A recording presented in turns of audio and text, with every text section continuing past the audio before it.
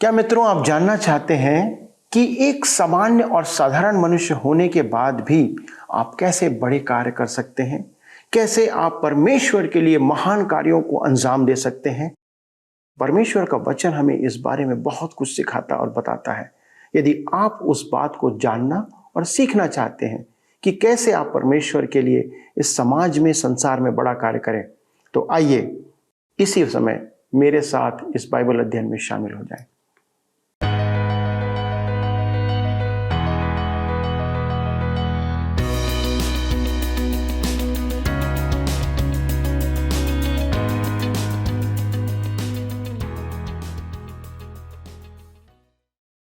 प्रिय मित्रों, आप सबों को प्रेम भरा नमस्कार। सत्यवचन की एक और श्रृंखला में मैं आपका हार्दिक अभिनंदन करता हूं। मेरा विश्वास है कि इज़रा की पुस्तक से अध्ययन करते हुए आपने देखा होगा कि परमेश्वर इतिहास के पन्नों में से होकर हम तक अपनी बातों को कैसे पहुंचा रहा है, ताकि हम स्वर्ग के परमेश्वर को उसके वास्तविक वैभव में जानकर उसका आदर करते रहें। दोस्तों, आज से हम नहम्याह नामक पुस्तक का अध्ययन आरंभ करने जा रहे हैं। इज़रा की पुस्तक की घटनाओं से आगे की घटना को देखते हुए हम परमेश्वर के हस्तक्षेप को मानव जीवन में देखेंगे, जो बहुत गंभीर रूप से हमारे विचार को मंथन करने के लिए विभिन्न पहलुओं को हमारे सामने रखेगा, जिसके प्रति हमें अपने जीवन में सजग रहने की आवश्यकता है। यहाँ पर हम एक आम व्यक्ति की भूमिका को परमेश्वर के कार्य में देखेंगे। कई बार हम सोचते हैं कि परमेश्वर खास रीति से परमेश्वर की सेवा के लिए चुने गए लोगों को ही अपने काम के लिए, अपनी सेवा के लिए उपयोग करता है।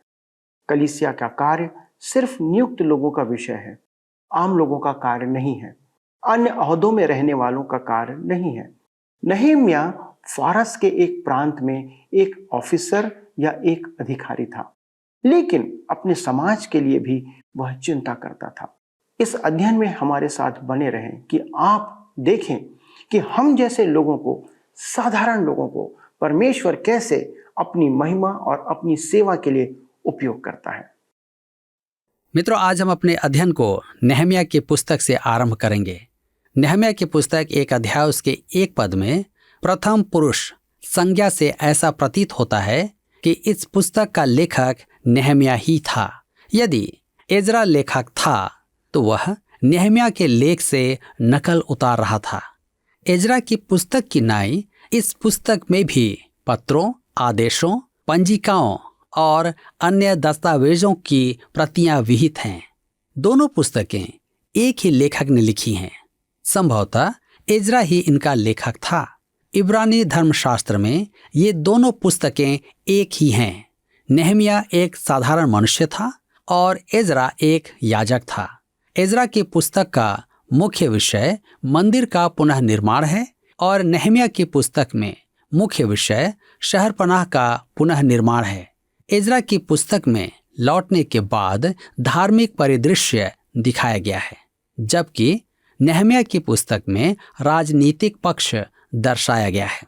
इज़रा याजकों एवं शास्त्रियों का एक अति उत्तम प्रतिनिधि है, जबकि नहम्याह व्यापारियों का कुलीन प्रतिनिधि है।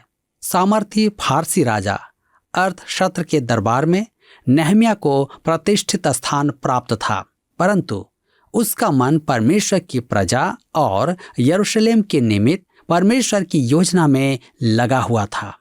मैं बार बार इस पुस्तक को पढ़ने पर बाध्य हो जाता हूँ, क्योंकि यह पुस्तक ही ऐसी है। मेरे मित्रों, कालक्रम के अनुसार यह पुस्तक ऐतिहासिक पुस्तकों के अंत में आती है। जहां तक समय का संबंध है, हम इस पुस्तक में अंत समय पर आ जाते हैं, और जहां तक यहूदियों का संबंध है, पुराना नियम उनके इतिहास में इससे आगे नहीं जाता है। इज़रा की पुस्तक दूसरा इतिहास की पुस्तक के बाद 70 वर्ष की कहानी सुनाती है। बंधुआई के 70 वर्ष पूरे हो जाने के पश्चात यहूदी स्वदेश लौटे। इज़रा का दल जरुब्बाबेल के दल के लगभग 75 वर्ष पश्चात आया था। नहम्याह इज़रा के आगमन के 15 वर्ष पश्चात आया था। ये आंकड़े अनुमानित हैं। और बंधुआई के बाद इस्राएल के इतिहास के चरणों को व्यक्त करते हैं। इससे हमें समझ में आता है कि दानियल के 70 सप्ताह परिदृश्य में तार्किक रूप से समायोजित होते हैं। दानियल के 70 सप्ताह नेहम्याह की पुस्तक से आरंभ होते हैं, एजरा से नहीं। यरूशलेम के पुनः निर्माण और पुनरुद्धार की आज्ञा निकलने से मसीही राजकुमार तक 7 सप्ताह होंगे। नेहम्याह की घटनाओं की पृष्ठभूमि है दानियल की पुस्तक 9 अध्याय उसके 25 पद। वह नगर कष्ट के समय में फिर बसाया जाएगा। दानियल के 70 सप्ताहों की समस्या का संतोषजनक समाधान सर रॉबर्ट एंडरसन द्वारा सुलझाया गया है। कुसरो की राजज्ञा 536 ईस्वी पूर्व, इजरा की पुस्तक 1 अध्याय उसके 1 से 4 पद में है। अर्थशस्त्र की आज्ञा 445 ईस्वी पूर्व, उसके राज्य का 20वां वर्ष, नेहम्याह की पुस्तक 2 अध्याय उसके 1 से 8 पद में है। 70 सप्ताहों का आरंभ, प्रथम 7 सप्ताहों का अंत 397 ईसा पूर्व। मलाकी लिखा है, तब यह शब्द 32 बार आया है। यह एक कम बोलने वाले कर्मठ व्यक्ति का बोध कराता है। इसे अपनी बाइबल में रेखांकित कर लें और देखें कि यह साधारण महत्वहीन शब्द कैसा विशेष है। इस पुस्तक के मुख्य पद हैं, पहला नेहम्याह 1 अध्याय उसका 4 पद। लिखा है, ये बातें सुनते ही मैं बैठकर रोने लगा और कितने दिन तक विलाप करता और स्वर्ग के परमेश्वर के सम्मुख उपवास करता और यह कहकर प्रार्थना करता रहा। दूसरा है नेहम्याह 6 अध्याय के 3 पद।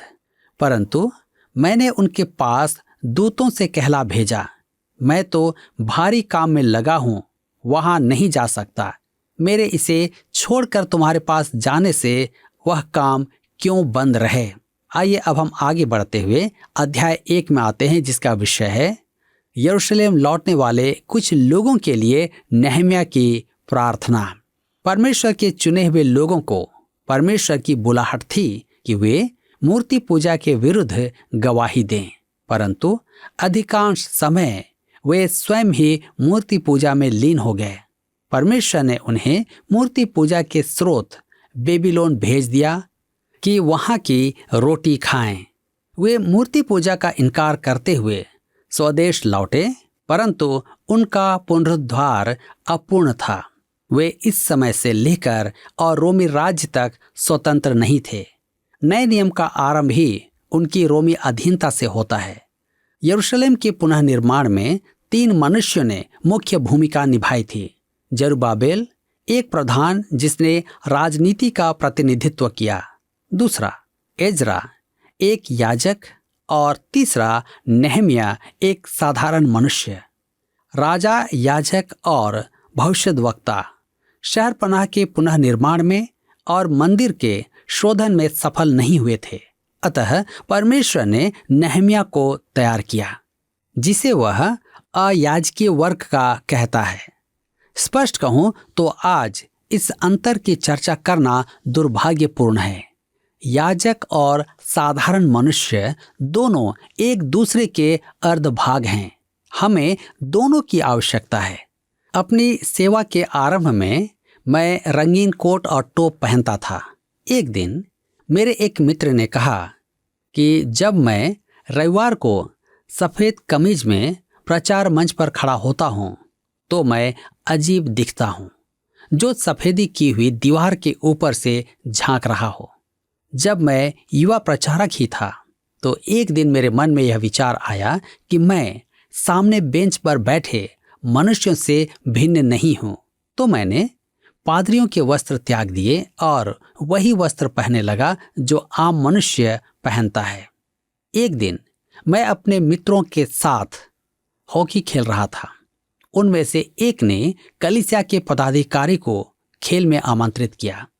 वह नहीं जानता था कि मैं भी वहां आऊंगा। उसने मुझे देखा तो कहने लगा, ओह, आप भी यहाँ हैं। अब हमें अपनी भाषा पर ध्यान देना होगा। आप जानते हैं मैंने क्या किया? मैंने तुरंत उससे हाथ मिलाया और कहा, सुनो मेरे भाई, मैं आप लोगों से अलग नहीं हूं।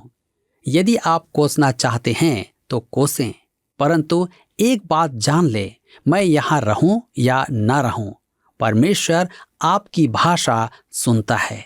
मेरे सुनने या ना सुनने से अंतर नहीं पड़ेगा। आज पादरी और आम मनुष्य में एक झूठा अंतर उत्पन्न कर दिया गया है। परमेश्वर की संगति में रहना दोनों ही के लिए महत्वपूर्ण है। तथापि यरूशलेम के शहर पनाह बनाने वाला एक आम मनुष्य ही था।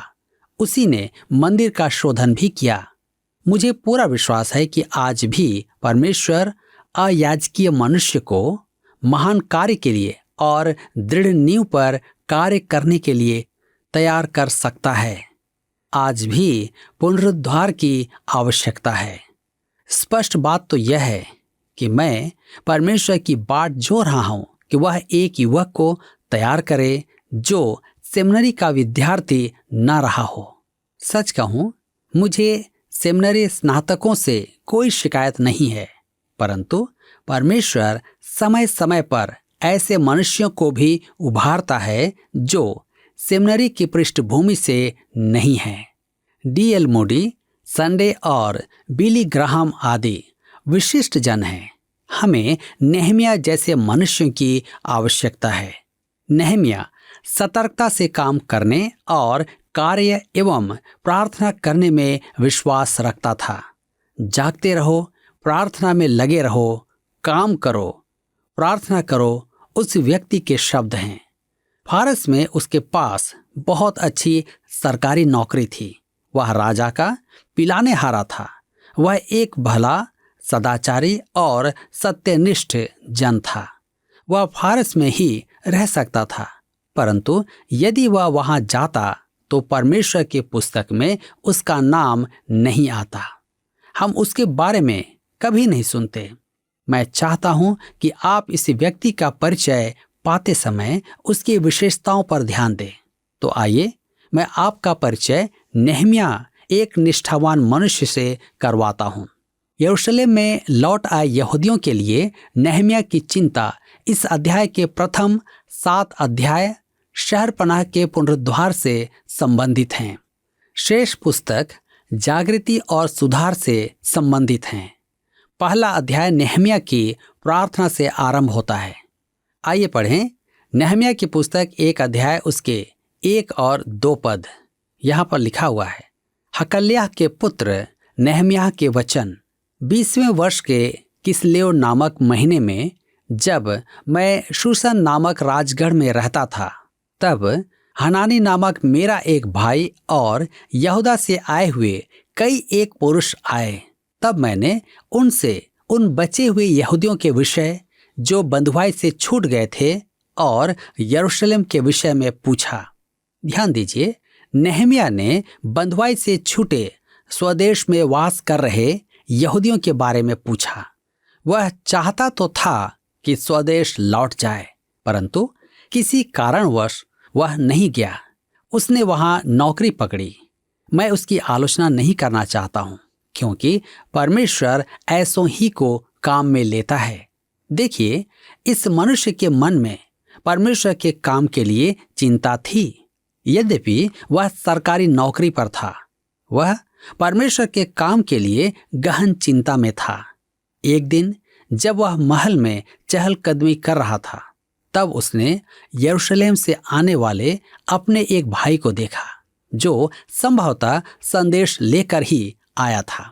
पूछा, यरूशलेम का क्या हाल है? उसे यह जानकारी मिली। क्या जानकारी मिली?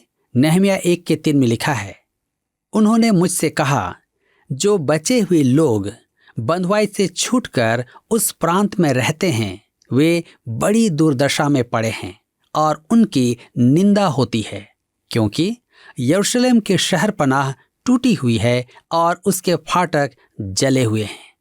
मेरे प्रियो, यह एक अच्छा परिदृश्य नहीं है। परमेश्वर का काम और उसके लोग कैसी दयनीय दशा में थे। यहूदियों की प्रतिष्ठा सम्मानित नहीं थी, क्योंकि वे चूक गए थे और परमेश्वर ऐसा नहीं होने देगा। दुर्भाग्य से हम आज भी ऐसा नहीं होने दे सकते। नेहम्याह यह समाचार सुनकर अत्यधिक चिंतित हो गया। वह इसके उत्तर में बहुत कुछ कह सकता था। वह कह सकता था, भाइयों, यह तो बहुत बुरी बात है, सुनकर बहुत दुख हुआ। मैं आपके लिए प्रार्थना करूंगा, परमेश्वर आपको आशीष दे। वह अनेक धार्मिक एवं मसीही शब्दावलियां एवं उक्तियां काम में ले सकता था, परंतु संभवतः वह उनसे अनभिज्ञ था। यहाँ महत्वपूर्ण बात यह है कि नेहम्याह चिंतित हो गया। आइए हम देखेंगे नेहम्याह की प्रार्थना। नेहम्याह 1 अध्याय के 4 पद में लिखा है, ये बातें सुनते ही मैं बैठकर रोने लगा और कितने दिन तक विलाप करता और स्वर्ग के परमेश्वर के सम्मुख उपवास करता और यह कहकर प्रार्थना करता रहा। मेरे मित्रों, इस पद में मैं अनेक बातों पर आपका ध्यान आकर्षित करना चाहता हूं। नेहम्याह अपने लोगों की दुर्दशा के प्रति उदासीन नहीं था, न ही वह दोष लगाने वाला आलोचक था। वह कह सकता था, अरे उन्हें ऐसा करना था, वैसा करना चाहिए था। नहीं, वह चिंता में पड़ गया। एजरा की पुस्तक में क्या आपको स्मरण है कि वहां की दुर्दशा देखकर एजरा की मनोदशा क्या थी? वह एक याजक था और बहुत चिंतित था। अब एक अयाजकीय मनुष्य चिंता में पड़ा हुआ है। आज मसीह का उद्देश्य संकट में है। मुझे तो शक है कि आलोचक और रुचि प्रकट करने वाले वास्तव में चिंता करते हैं। यदि आपकी आलोचना के विषयों से आपका दिल नहीं दुखता है तो शांत हो जाएं। बातें तो बहुत हैं, परंतु आंसू बहुत कम हैं। आप परमेश्वर के संदेश वाहक नहीं हो सकते यदि संदेश आपका दिल ना दुखाए। मेरे विचार में एजरा तो वृद्ध था, परंतु नेहम्याह उससे छोटा था। एजरा बंधुआई के समय एक बालक था और मेरे विचार में नेहम्याह वहां जन्मा था। यही कारण है कि एजरा की पुस्तक के अध्याय में मैंने बेबीलोन में रुक जाने वाले यहूदियों की आलोचना नहीं की थी। यद्यपि उनका वहां रुक जाना परमेश्वर की इच्छा में नहीं था। वहां कुछ ईश्वर भक्त मनुष्य थे। रोमियो के पत्री 14 अध्याय के 4 पद में पौलुस कहता है, तू कौन है जो दूसरे के सेवक पर दोष लगाता है? उसका स्थिर रहना या गिर जाना उसके स्वामी ही से संबंध रखता है। मेरे मित्रों, आपको और मुझे उनका न्याय करने का अधिकार नहीं है। हमें अन्य विश्वासियों का न्याय करने में अत्यधिक सतर्क रहना है। यदि हमें परिस्थितियों का पूर्ण ज्ञान ना हो, वह कहता है, वह बैठकर रोने लगा। नेहम्याह सरकारी नौकरी पर था, परंतु उसकी नौकरी उसे बैठकर रोने से रोक न सकी। ध्यान दीजिए, कितने दिन तक विलाप करता और स्वर्ग के परमेश्वर के सम्मुख उपवास करता और यह कहकर प्रार्थना करता रहा। यह उन मनुष्यों का स्रोत और आसरा था। इज़रा ने भी यही किया और अब नेहम्याह रोना और विलाप करना आरंभ करता है।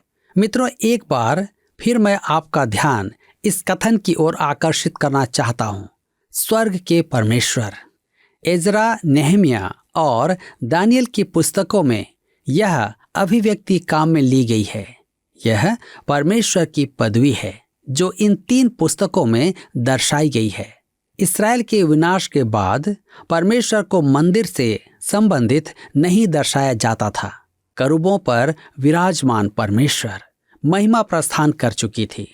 इस्राएल की कुल चिन्ह ढाल पर लिखा था इकाबोद। प्रभु परमेश्वर स्वर्ग लौट गया था। यही कारण है कि वह बंधुआई के बाद की पुस्तकों में स्वर्ग का परमेश्वर कहा गया है। इसके बाद वह तब तक प्रकट नहीं हुआ जब तक उसका मानवीय रूप बैतलहम में प्रकट नहीं हुआ। स्वर्गदूत ने कहा था, लूका रचित सुसमाचार 2 अध्याय के 14 पद में, आकाश में परमेश्वर की महिमा।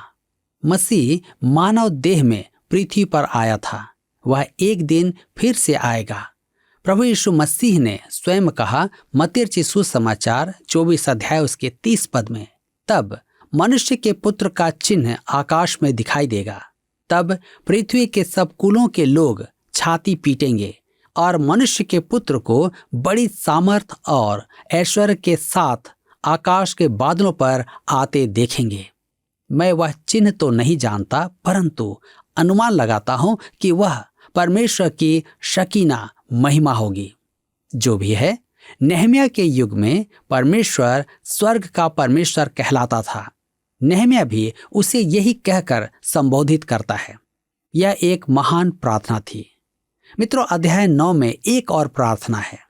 नेहम्याह की पुस्तक 1 अध्याय के 5 पद में लिखा है, हे स्वर्ग के परमेश्वर यहोवा, हे महान और भय योग्य ईश्वर, तू जो अपने प्रेम रखने वाले और आज्ञा मानने वाले के विषय अपनी वाचा पालता और उन पर करुणा करता है।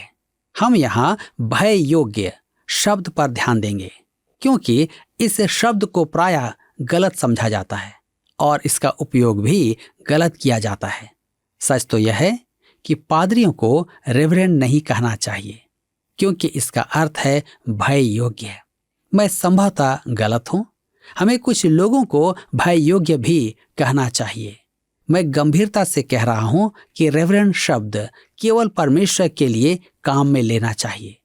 किसी ने इसी विचार को इस प्रकार व्यक्त किया, मुझे श्रीमान कहो, मुझे मित्र कहो, मैं प्रेम से सुनूंगा, परंतु दुख मत दो मेरी आत्मा को, मुझे रेवरेंड कहना छोड़ दो। रेवरेंड शब्द उस युग में पादरियों के लिए काम में लिया जाता था, जब समुदाय में उनका बड़ा मान सम्मान था। आज यह सच नहीं रह गया। सच तो यह है कि कलीसिया में भी यह सच नहीं है। कुछ लोगों का कहना है कि उनकी कलीसिया अलग है, परंतु अधिकांश कलीसिया में एक छोटा दल होता है जो प्रचारक को क्रूस पर चढ़ाना चाहता है। तथापि पुराने युग में जब प्रचारक को रेवरेंड कहते थे, तब वह शब्द सम्मान सूचक था, चाहे वह गलत नाम ही था। आज मैं किसी भी उद्धार से रहित मनुष्य को उसके संबोधन से पहचान सकता हूँ। वर्षों पूर्व मैं एक ड्राई क्लीनर के पास जाता था। उसका युवा मालिक मुझे रेवरेंड कहता था। वहां प्रवेश करने और प्रस्थान करने के मध्य वह मुझे लगभग 20 बार रेवरेंड कह देता था। वह उद्धार से रहित मनुष्य था। वह मेरी गवाही पर तो लगभग ध्यान ही नहीं देता था, परंतु वह मेरे लिए रेवरेंड पदनाम का उपयोग करना चाहता था। परमेश्वर ही रेवरेंड है, क्योंकि वह भय उत्पन्न करता है, परंतु वह उसकी आज्ञा मानने वालों और प्रेम करने वालों के साथ वाचा निभाता है और दया प्रकट करता है। वह दंड देने वाला परमेश्वर है तो अनुग्रहकारी परमेश्वर भी है।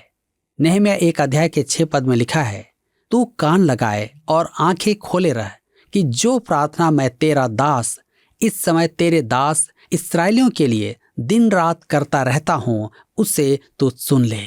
मैं इस्राएलियों के पापों को जो हम लोगों ने तेरे विरुद्ध किए हैं मान लेता हूं। मैं और मेरे पिता के घराने दोनों ने पाप किया है। यहाँ नेहम्याह के शब्दों पर ध्यान दे। वह यह नहीं कहता मैं उनके पापों को मान लेता हूं। नहीं, वह कहता है मैं इस्राएलियों के पापों को जो हमने तेरे विरुद्ध किए हैं मान लेता हूं। मैं और मेरे पिता के घराने दोनों ने पाप किया है। वह स्पष्ट कहता है मैं पापी हूं और मेरे पिता के घराने ने पाप किया है। इस्राएल ने पाप किया है। मेरे मित्रों, हम कलीसिया में इस प्रकार का पाप स्वीकारण कितनी बार सुनते हैं। नेहम्याह ने अपनी प्रार्थना में पापों को स्वीकार किया। यहूदियों की चूक पाप के कारण थी। नेहम्याह ने कहा मैं और मेरे पिता के घराने दोनों ने पाप किया है। मेरे मित्रों, आज मैं आपसे पूछना चाहता हूं, क्या आप इस प्रकार की प्रार्थना करते हैं? क्या आप अपने पापों को अंगीकार करने के लिए तैयार हैं? अवश्य विचार करें। मित्रों, इस्राएली इतिहास के इस भाग में परमेश्वर 3 लोगों को अपने कार्य के लिए उपयोग कर रहा है। जरुब्बाबेल राजनीतिक भाग का प्रतिनिधित्व करता है। एजरा एक याजक या पुरोहित होने के नाते पुरोहित जनों का प्रतिनिधित्व करता है।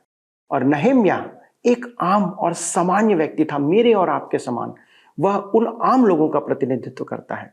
दोस्तों, राजा, याजक और भविष्यवक्ता यरूशलेम और मंदिर के पुनर्निर्माण और सफाई में विफल हो चुके थे, इसलिए वह इन तीनों को उपयोग करता है। कितना अद्भुत परमेश्वर है दोस्तों। लगभग 490 वर्ष तक परमेश्वर की निज प्रजा इस्राएल ने परमेश्वर की आज्ञा को नहीं माना, जिसके परिणाम स्वरूप 70 वर्ष तक वे अन्य जातियों के अधीन रहे। अन्य जाति या राजाओं के अधीनता में उन्होंने जीवन व्यतीत किया, जबकि इस्राएल को परमेश्वर ने सिर बनने के लिए बुलाया था। अब यहाँ परमेश्वर एक आम व्यक्ति को, जो मेरे और आपके समान सामान्य मनुष्य है, उसे एक खास कार्य करने के लिए बुलाता है। पहला कुरिन्थियों की पत्री में हमने आत्मिक वरदानों के बारे में देखा था कि परमेश्वर ने हर एक विश्वासी को कोई ना कोई आत्मिक वरदान दिया है कि उसे कलीसिया के कार्य के लिए उपयोग करे। नहम्याह की प्रार्थना और चिंता हम सबको आज आह्वान करती है कि हम सबके मन में भी कलीसिया के दायित्वों के प्रति ऐसा दृष्टिकोण की आज आवश्यकता है। दोस्तों, आइए हम अपने आप को इस बात के लिए ना केवल तैयार करें परंतु समर्पित करें, क्योंकि जो काम आप कर सकते हैं कलीसिया के लिए, वो कोई दूसरा नहीं कर सकता। आइए प्रार्थना करें। हमारे स्वर्गीय पिता, हम धन्यवाद देते हैं प्रभु कि आप अपनी महिमा के लिए उन लोगों को भी चुनते हैं प्रभु जो संसार में कोई महत्व नहीं रखते, जो एक साधारण छोटे लोग होते हैं, समाज में जिनकी इज्जत भी नहीं होती। प्रभु, आप उन्हें अपनी महिमा के लिए चुनते हैं। प्रभु, आपने ऐसे ही लोगों को चुना अपने चेलों के रूप में। प्रभु, आपने अनेक साधारण मनुष्यों का उपयोग किया कि प्रभु आपके उस संसार में, आपके इस कलीसिया के जीवन में अनेक बड़े काम करने पाए। प्रभु, इस समय हमारे इन सभी दर्शकों के लिए प्रार्थना करते हैं प्रभु, जिन्होंने आज के वचन को सुनकर आपके लिए, आपके सन्मुख अपना जीवन समर्पित किया है। प्रभु, आप उन्हें अपनी महिमा के लिए उपयोग करें, क्योंकि प्रभु उनकी योग्यता के आधार पर आप उन्हें उपयोग नहीं करते, परंतु उनके समर्पण, उनके मन की सीधाई और सच्चे चाल चलन को आप पसंद करते और उसके द्वारा उपयोग करते हैं। इसलिए प्रभु, हमारे सारे दर्शकों के लिए विनती है पिता कि आप उन्हें अपने महिमा के बड़े कार्य के लिए उपयोग करें, जिससे कि आपका नाम इस पृथ्वी पर ऊंचा होने पाए। धन्यवाद और आदर के साथ पिता इस विनती को यीशु के नाम से मांगते हैं, आमीन। प्रिय मित्रों, मेरा विश्वास है कि नहम्याह का जीवन आपके लिए आज एक आदर्श जीवन बन गया होगा, क्योंकि उसके जीवन से हम इस बात को सीख सकते हैं कि परमेश्वर कैसे आपको उपयोग कर सकता है। यदि आप हमसे इस विषय में कोई और सलाह चाहते हैं तो कृपया फ़ोन, SMS या पत्र का उपयोग करें। और यदि आज का अध्ययन आपको पसंद आया तो जी हाँ, प्लीज़ फ़ोन उठाएं, इसी समय एक मिस कॉल करें। प्रभु आपको नहम्याह जैसे आदर्श जीवन जीने के लिए और कार्य करने के लिए अपनी महिमा के लिए उपयोग करें। पिछले अध्ययन के प्रश्न का उत्तर है डी, उपरोक्त सभी विकल्प। हमारे अध्ययन के आधार पर आज कलीसिया की मुख्य आवश्यकता है शोधन कार्य, पश्चाताप और पाप स्वीकार। आज का प्रश्न है, यरूशलेम के पुनः निर्माण में 3 मनुष्यों ने मुख्य भूमिका निभाई। वे हैं एजरा, नहम्याह और खालिस्तान। ए, दारा राजा, बी, खुसरू राजा, सी, हगे नबी, डी, जरुब्बाबिल। मित्रों, इस प्रश्न का उत्तर हमें कल सुबह 6 बजे से पहले विकल्प A, B, C या D के साथ अपना नाम, पता, स्थान के साथ 9651433397 पर SMS या WhatsApp करें। सभी विजेताओं को विशेष पुरस्कार प्रदान किए जाएंगे। धन्यवाद। क्या आपको यह कार्यक्रम पसंद आया? अभी हमें एक मिस कॉल करें और आप अगले विजेता हो सकते हैं।